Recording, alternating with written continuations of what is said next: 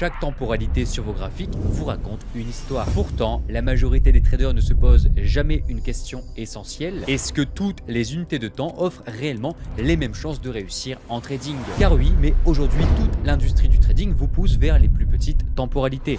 Du 1 minute, 5 minutes, 15 minutes, toujours plus de graphiques, toujours plus de trades, toujours plus d'actions. Mais ce que très peu savent, c'est qu'il existe des différences énormes entre les unités de temps et à tel point que certaines peuvent considérablement vous faire perdre en trading, peu importe votre stratégie et peu importe votre implication. Et si vous ne comprenez pas comment fonctionnent les temporalités, comment choisir les plus profitables, alors vous pourrez donc passer des années à perdre du temps et beaucoup d'argent sur les marchés. Dans cette vidéo, nous allons voir quelles sont les véritables différences entre les unités de temps et surtout comment choisir celles qui maximisent réellement vos chances de réussir en trading. Alors maintenant, prenez des notes et on est parti.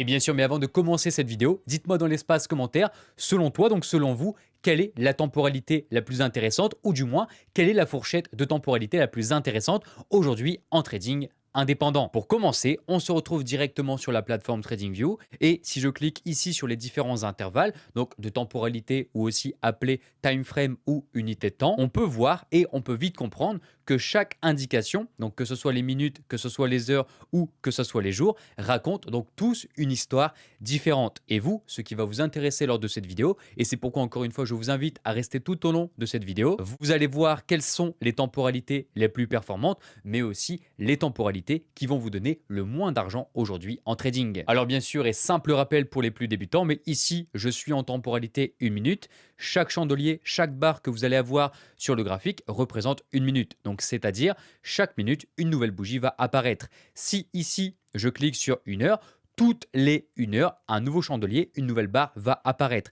Et donc tu comprends simplement que chaque temporalité raconte une histoire parce que ce qu'il se passe en 1 minute est bien différent de ce qu'il se passe en 1 heure et encore plus est bien différent de ce qu'il se passe ici en une journée.